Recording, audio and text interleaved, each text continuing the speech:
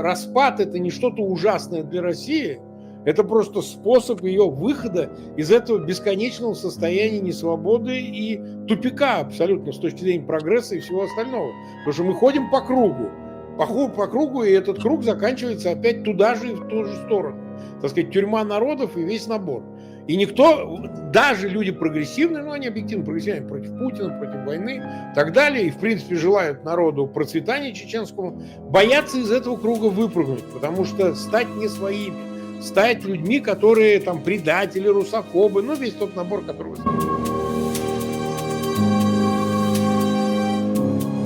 Ну, вы наверняка слышали о том, что 1 октября была принята резолюция в Парламентской ассамблее Совета Европы, и там будет создана, это уже точно, платформа российской оппозиции. Ну, предварительно это 12 человек, вот, возможно, это будет больше. Там особая оговорка есть о коренных народах, которые должны иметь свое представительство. Не оговаривается о том, что это какая-то отдельная площадка, это, возможно, что-то совместное, при особых оговорках и так далее.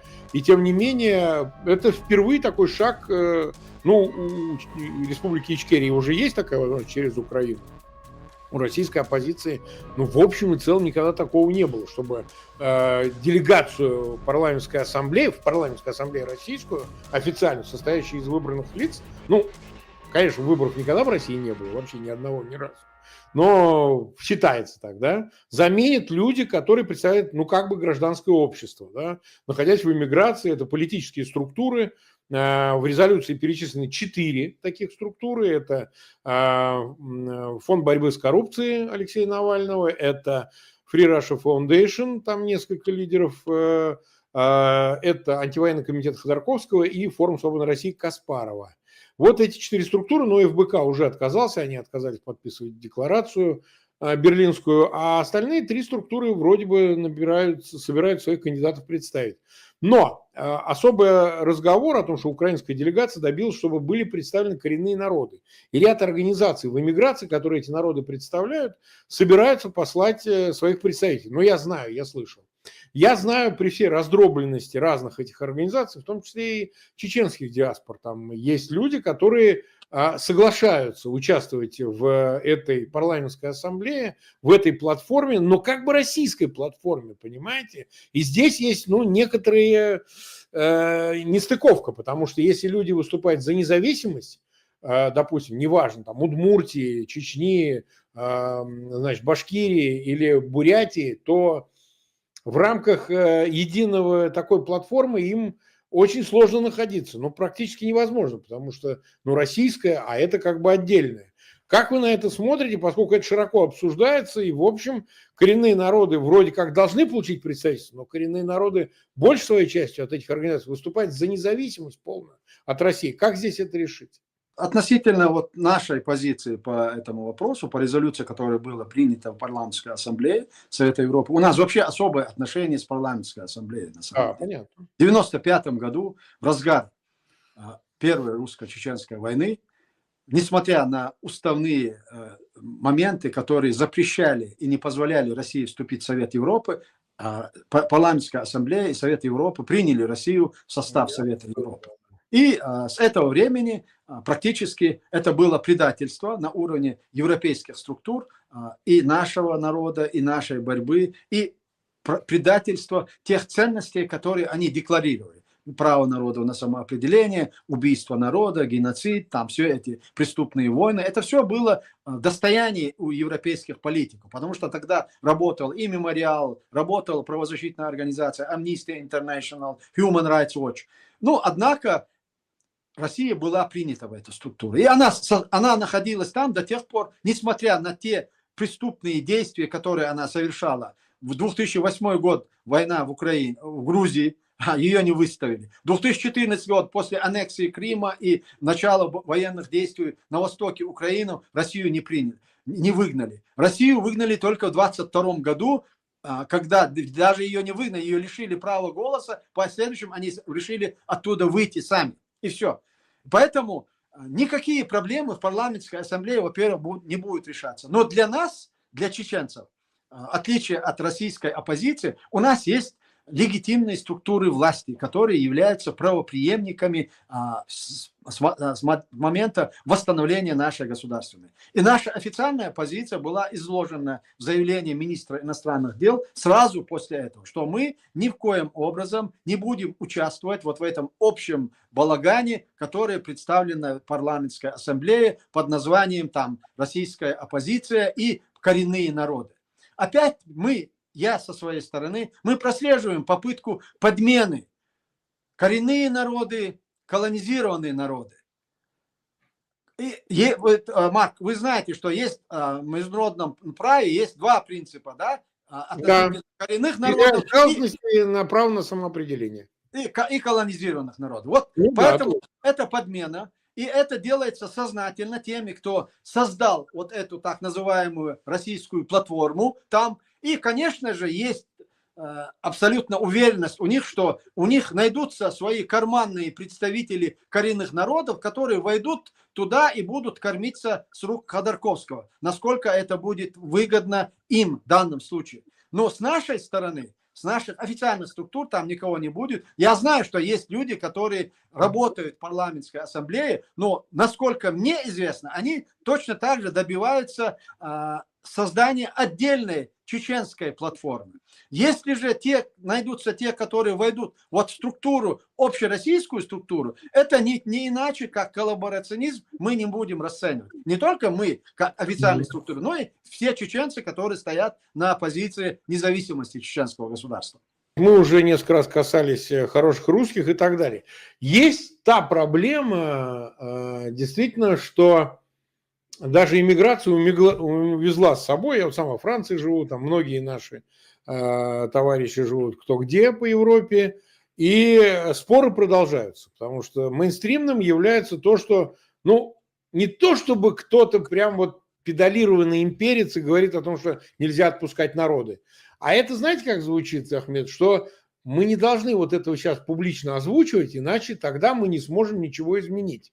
И власть в Кремле будет паразитировать на том, что они хотят развалить Россию. А это жупел такой вот, развалить Россию, распад России. Жупел такой, который всех пугает, и мы не получим поддержки населения, поддержки общественности для того, чтобы добиться каких-то перемен. Даже если там дела у Путина на фронте пойдут не очень, он пойдет на какие-то варианты мирных соглашений, там начнутся внутренние процессы в России. Нам надо вот наскочить на это, на все. А если мы придем с лозунгом освободить эти все народы, прежде всего, конечно, Чечню, поскольку она так долго воевала за свою независимость, там другие народы просто сами пусть решают, как им быть, вообще не лезть в их дела.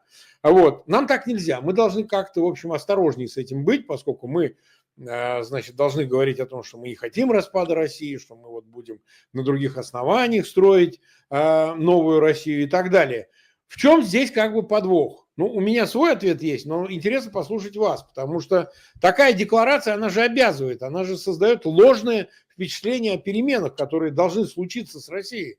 Потому что распад – это не что-то ужасное для России, это просто способ ее выхода из этого бесконечного состояния несвободы и тупика абсолютно с точки зрения прогресса и всего остального. Потому что мы ходим по кругу, и этот круг заканчивается опять туда же и в ту же сторону. Так сказать, тюрьма народов и весь набор. И никто, даже люди прогрессивные, они объективно прогрессивные, против Путина, против войны и так далее, и в принципе желают народу процветания чеченскому, боятся из этого круга выпрыгнуть, потому что стать не своими, стать людьми, которые там предатели, русофобы, весь тот набор, который вы знаете. Что им можно ответить и как вы на это смотрите? Смотри, Марк, на самом деле вы ответили им, вы объяснили, почему это. И я могу им напомнить. Это же продолжается не с 22 года, когда украинская война началась, русско-украинская.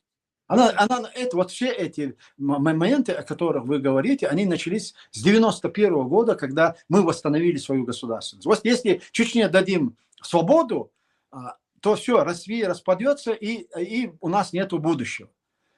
Это продолжается. Вот эта позиция тех хороших русских, тех политиков, которые якобы готовы или они за то, чтобы произошли перемены, но они боятся.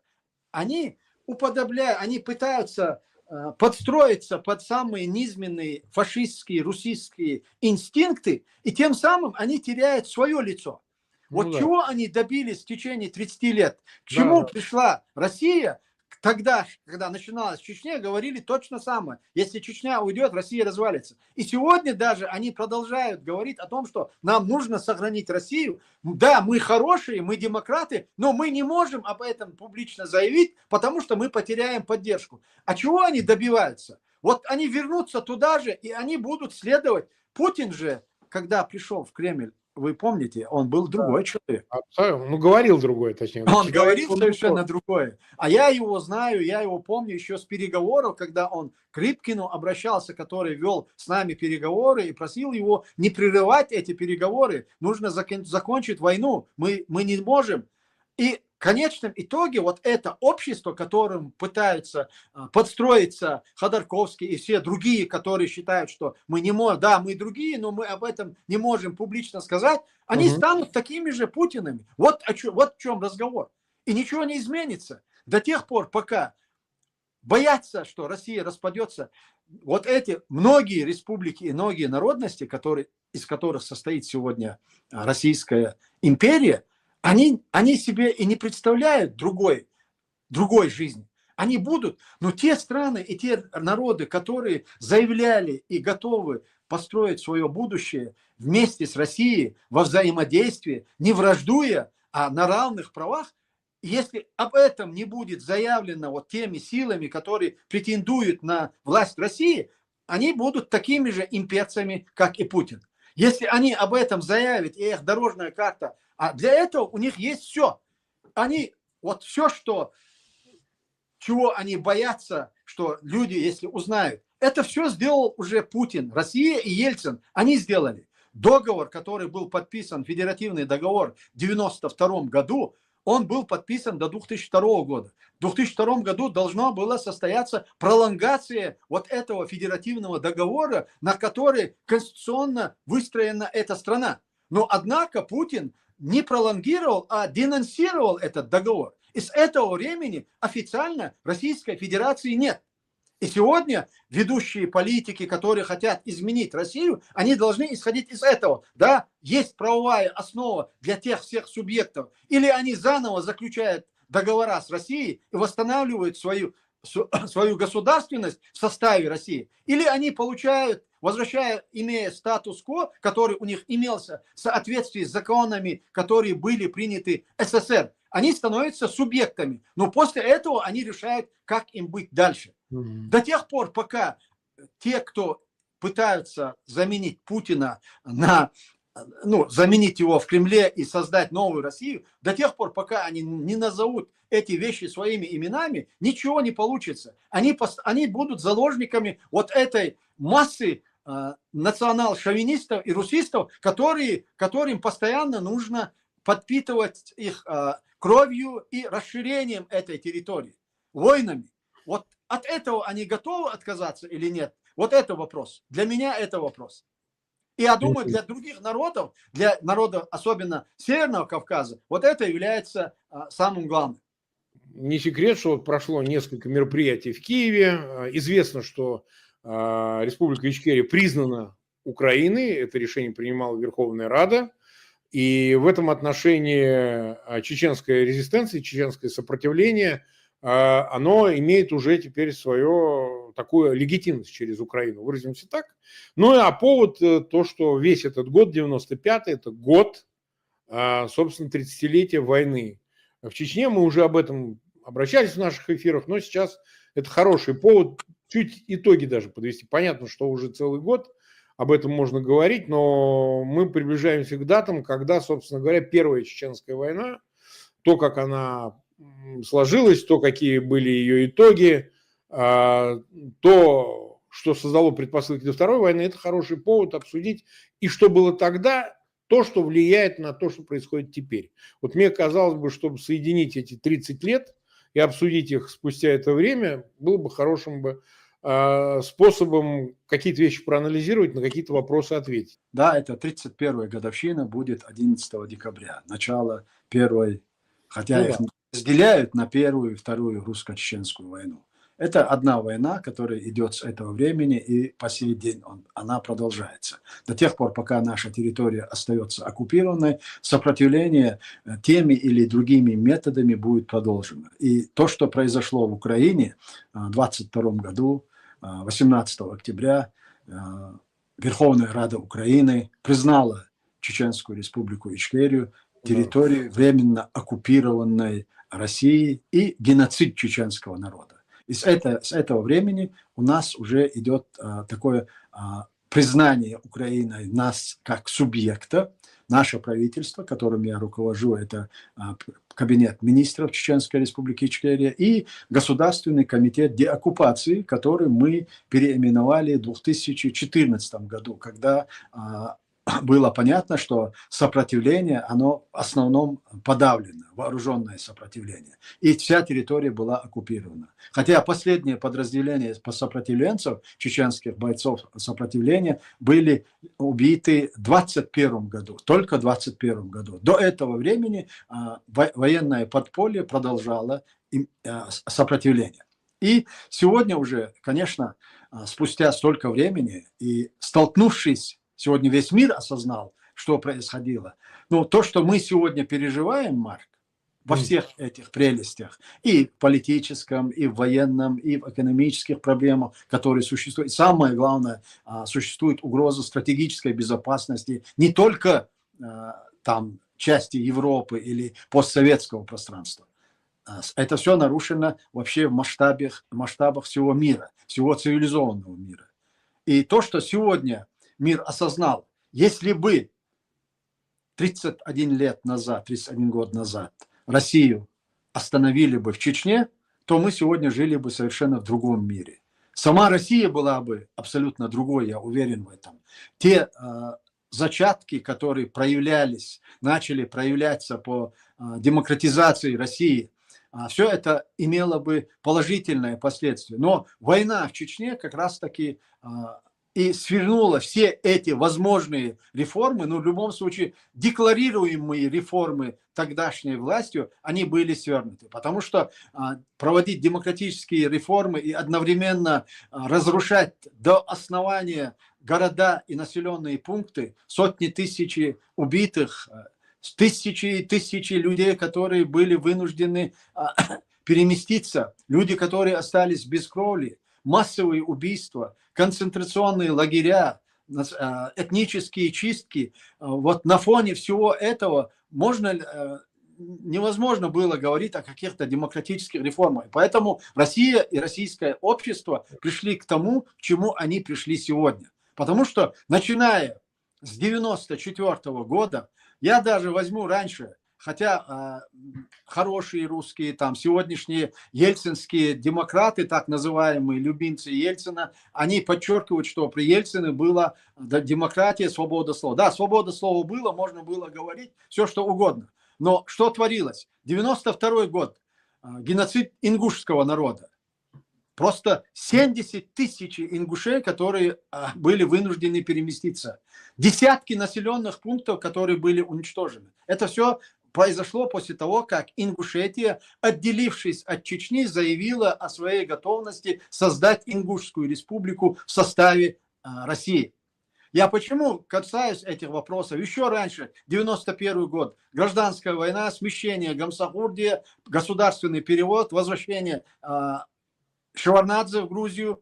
Все эти последствия тогда и Джохар Дудаев, и Звият Гамсахурдия, они публично обращались ко всему миру и заявляли о том, что Россия возрождается как империя. После распада Советской империи теперь снова возрождается Российская империя. Что нету никакой демократии, что есть война, что Россия готовится к войне. Никто их не услышал. Ну, произошло то, что произошло. Но то, что сегодня происходит, Марк, и уже конкретно касаясь ответ на ваш вопрос относительно, насколько мы близки к нашей независимости. Да, сегодня, при всем том, что мы имеем сегодня, всецело оккупирована Чеченская республика, установлен жесточайший оккупационный режим, который действует и угнетает чеченский народ. Больше 700 тысяч чеченцев по всему миру были вынуждены покинуть республику. И несмотря на все это, мы сегодня намного ближе к признанию нашей независимости, чем были тогда в 92-м, 93-м, 94-м году, пока даже до начала Первой русско-чеченской войны. Почему я говорю об этом? Сегодня главное, страны, которые тогда нас списали на внутреннее дело России, потом списали нас, перевели нас в разряд международных террористов, исламских экстремистов. Сегодня те страны, которые всецело тогда поддерживали Россию в войне против нас, они всецело сегодня выступают против российских имперских амбиций. И они сегодня всецело поддерживают Украину. А мы здесь, в Украине, сегодня возрождаемся и как нация, я объясню почему, и как военные силы. То есть наши вооруженные силы, которые были разбиты, разгромлены в период с 94 по 21 год, сегодня мы практически их восстановили. Министерство обороны функционирует в полной мере здесь, наше Министерство обороны. У нас есть командующие вооруженными силами, есть командующие, есть другие подразделения. И самое главное, мы все наши военные подразделения и формирования, которые здесь готовятся, мы их перевели на натовский стандарт. У нас есть сейчас уже огромный опыт. Марк, вы знаете, что аналога войны, которая идет между Украиной и Россией, в мировой практике еще не было. И сегодня самые опытные, кто вовлечен в эту войну, это российские, украинцы и чеченцы, которые здесь же возрождают нашу армию. Поэтому в этом отношении мы сильны. Если говорить о политическом потенциале, а вообще профессиональном потенциале чеченцев, тот период, 91 год по 94, пока не начиналась война, чеченцы во многом даже не представляли, что есть другой мир. Многие чеченцы не представляли это. Для нас Советский Союз, Россия, вот это и был весь мир. И, естественно, восточные страны, Турция и Иордания, где находились наши чеченцы, которые переехали туда после Кавказской войны. А сегодня наши молодые ребята, можно сказать, 70% сегодня населения, которое находится за рубежом, разговаривает на 5-6 языках мира. Наша молодежь сегодня заканчивает гимназии и получает высшее образование в самых престижных вузах мира. В Нью-Йорке, Вашингтоне, Лондоне, Брюссель, Париж. Все ведущие институты есть наши выпускники. И у нас есть мощный потенциал, который готов будет взять на себя ответственность тогда, когда придет время, я имею в виду, возрождать, восстанавливать нашу страну и наше государство. А в мире сейчас складывается ситуация так, что до тех пор, пока Россия будет оставаться, осознание того, что пока Россия остается империей, она представляет угрозу. А перестать империей Россия может только в одном случае, признав право народов на самоопределение, тех, которые хотят, в частности Чечня и Чеченская республика. И тест для хороших русских, новых русских, тех, которые сегодня представляются российскими либерал-демократами, для них тест один. Украина в 91-х, границах 91-го года и Чеченская республика Ичкерия в соответствии с договором 97-го года, подписанный между Ельциным и Масхадовым. И поэтому я уверен в том, что рано или поздно мы будем признаны как международный субъект и другими странами, помимо Украины. И в этом направлении мы работаем. Я вас приглашал на конференцию, к сожалению, вам не удалось приехать туда. Ну, вот, результат конференции, резолюцию, которая была принята там, я вам пересылал его. Поэтому сегодня у нас больше возможностей рассчитывать на то, что мы будем признаны как субъект международного права. И все необходимые государственные структуры, мы их сохранили. Мы сохранили правопреемственность наших структур. Мы восстановили Государственный комитет обороны, переименовали его Государственный комитет деоккупации. У нас функционирует правительство, есть представители во многих странах, есть почетные консулы во многих западных странах. И поэтому наша тема сегодня стала снова актуальной. И к большой нашей радости, хотя мы сожалеем о том, что мир так долго просыпался, понадобилось 30 лет и ужасные войны, которые Россия провела и в Грузии, и сегодня в Украине. Но сам факт, что эта ситуация сдвинулась с мертвой точки, и мы имеем сегодня очень хорошие позиции в западных странах. Правильно ли я понимаю, когда вы упоминаете Министерство обороны, его функционирующее, это во многом военная активность, которую ведут добровольцы из числа чеченских подразделений, формирований, которые внутри ВСУ сейчас участвуют в защите суверенитета Украины, правильно? Да, абсолютно, да. Но это уже достаточно, дело не в количестве, а дело, насколько существенно эти силы. То есть это достаточно, важная составляющая. Скажем, дело не в количестве, потому что количество – это всегда такая вещь относительная. Но это с первого дня войны люди, которые воюют в составе ВСУ. Я правильно понимаю? Все правильно. С 2014 года чеченцы находятся здесь, а с 22 года, с февраля 24 была агрессия, 25 у нас проходило заседание Государственного комитета деоккупации в Брюсселе. Мы в этот же день заявили о том, что наши структуры официально начинают набор добровольцев для отправки в Украину. И с мая месяца у нас подписано между ведомствами Министерства обороны Украины и одним из ведомств между Министерством обороны Чеченской Республики Ичкерия подписано соглашение.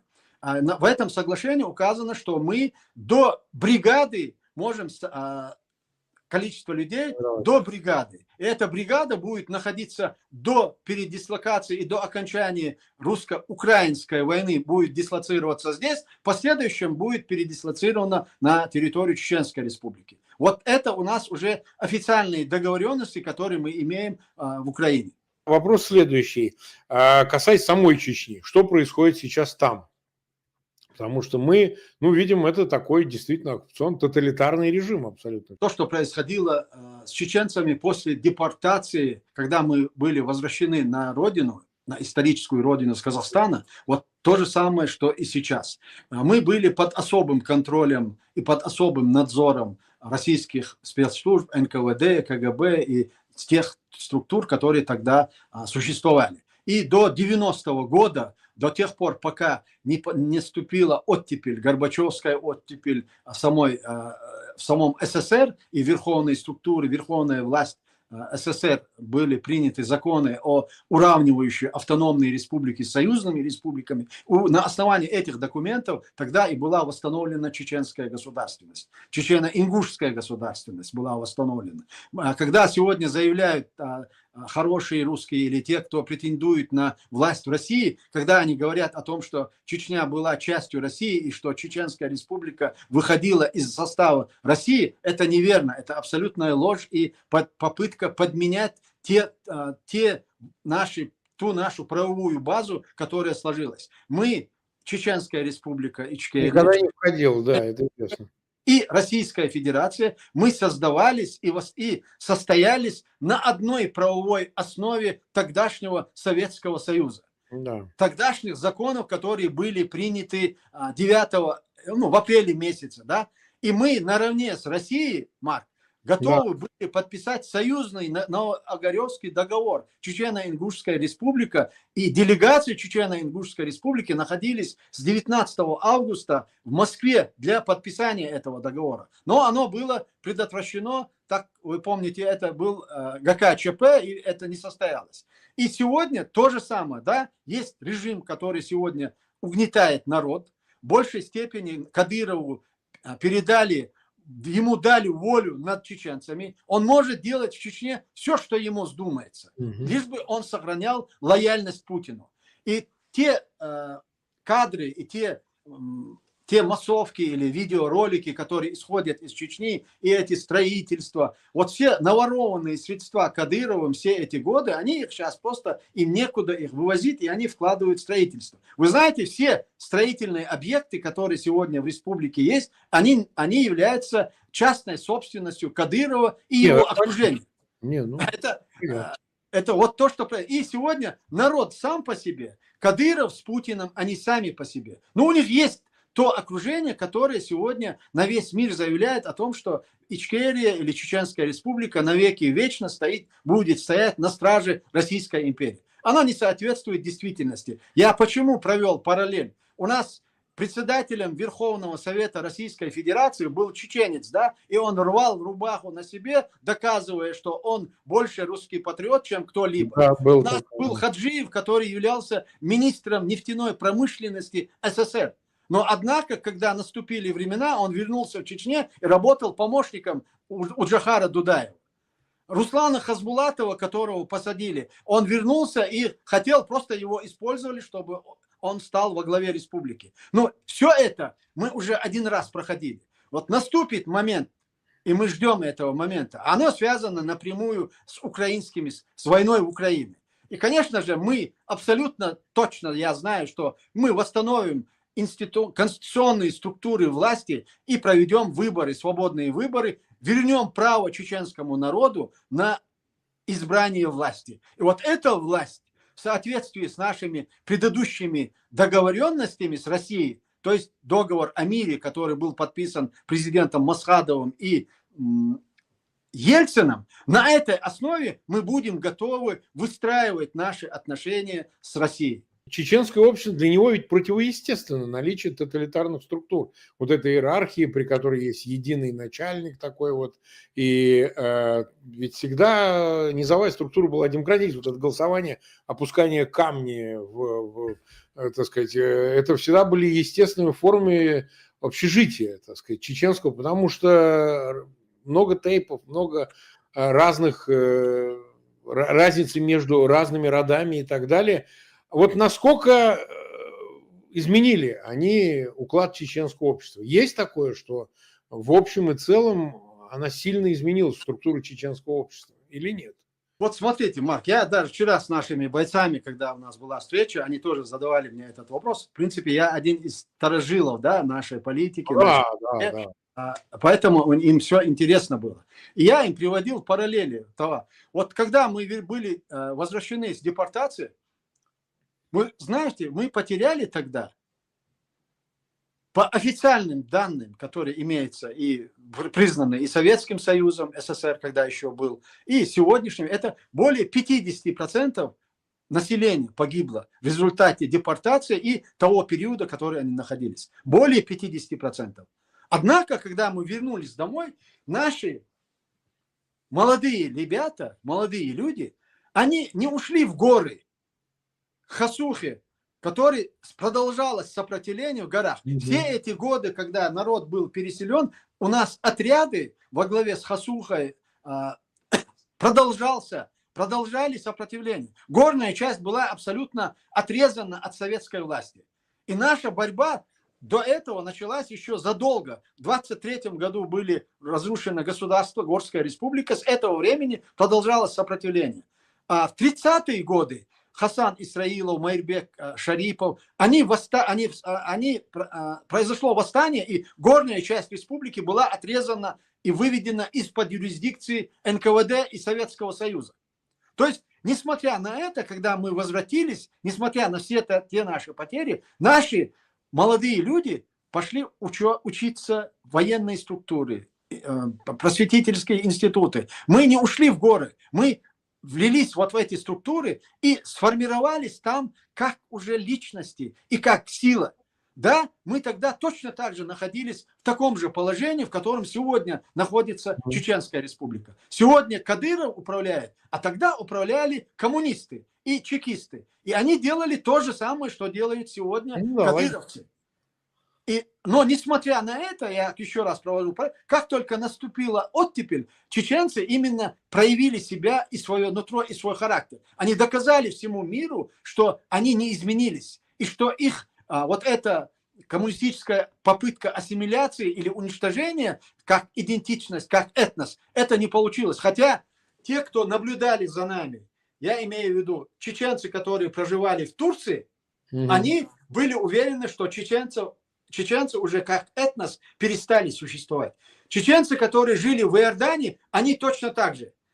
Вот у нас в Европе, на Западе находилось несколько человек. Вот те, которые служили советской системе после возвращения депортации, они проклинали Абдрахмана Автурханова, это гениальный лидер. кстати. Они проклинали его публично, его семья от него отказывалась. Мы один к одному, все это повторяется сейчас. Однако ничего это не имело последствий, когда наступил сам факт, когда послабление, да, как только начались какие-то перетрубации в самой России, первыми из которых восстали и восстановили не просто там революцию совершили, а в соответствии с теми законами, которые были приняты этим Советским Союзом, они чеченцы и ингуши восстановили свою государственность. Я поэтому всегда подчеркиваю, мы тогда, декоммунизация в Чечне произошла, малой кровью, в общем-то бескровно. А депутинизация и декадеризация, она произойдет намного быстрее и безболезненнее для чеченцев, Марк. Я в этом абсолютно уверен.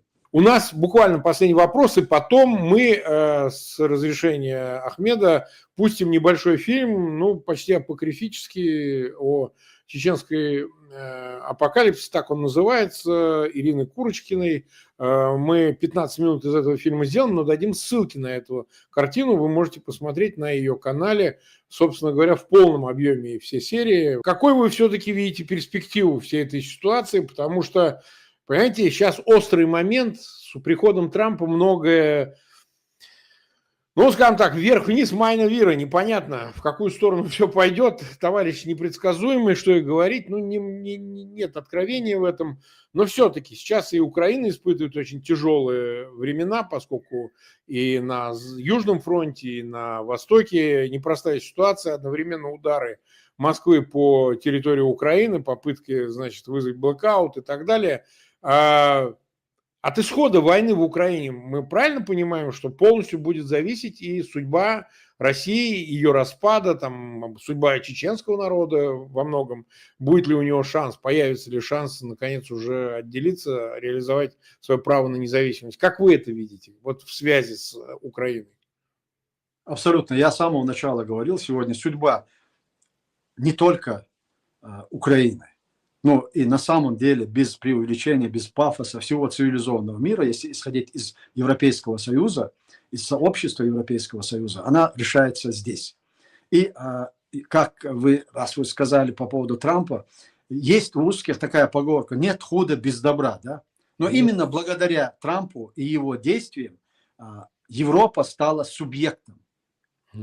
Субъектом, которые готовы отвечать за свое будущее.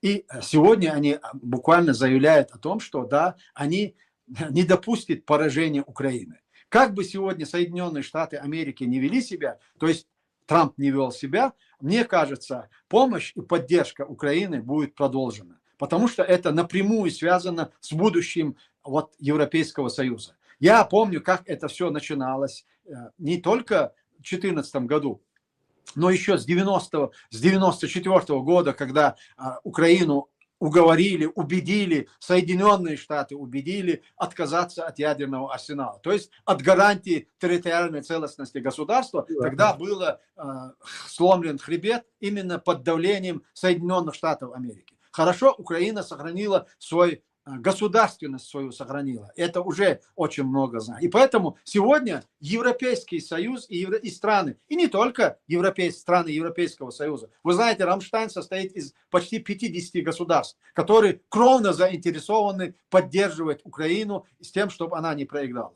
И поэтому я знаю еще и немного и военную составляющую. Да, то, о чем вы говорите, есть проблемы по линии фронта, но 4 года идет война, да, и силы неравные. Но при всем этом, какого успеха они добиваются, и в конечном итоге, какой результат они получают, руины, Бахмут или другие города, которые сегодня просто, это развалины, это руины. Это не отвоеванные или не освобожденные, а разрушенные до основания города и территории. И поэтому, конечно же, сегодня, да, я понимаю, Путин, российский генералитет, они исходят от принципа победителей не судят. И они хотят во что бы то ни стало победить в этой войне с тем, чтобы не нести ответственность. А мир должен сделать так, чтобы они не победили в этой войне. Если даже будет остановлена война, но в последующем все все возможные варианты и санкции, и привлечение к ответственности виновных, это должно звучать громко. И сегодня у российской оппозиции есть возможность сегодня заявить о том, что они сделают, если они придут к власти, они сделают так, чтобы привлечь всех военных преступников. Вот скажут они об этом или нет, это уже другой вопрос. Но сегодня судьба многих народов, и колонизированных, и стран Европейского Союза решается здесь, в Украине. И поэтому мы сегодня находимся здесь. Мы знаем, что если не победит Украина, то это будет поражение всего цивилизованного сообщества.